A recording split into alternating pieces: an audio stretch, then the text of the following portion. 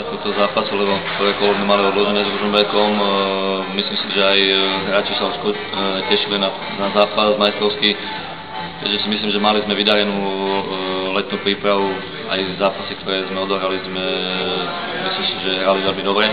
Tak postra mužstva bola pokopená čas, takže neboli nejaké obavy, že by sme sa mali dlho nejak zohrávať, alebo že by sme sa nepoznali.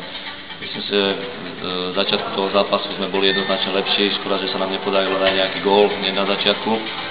Do tej 30. minúty to bolo všetko v poriadku, potom sme bohužiaľ prenechali iniciatívu hosťom na 15 minút, ktorí dokázali po odrazenej lopte krásnym gólom vyrovnať a už si myslím, že potom sa sústredili na kvalitnú defenzívu, aby nedostali gól.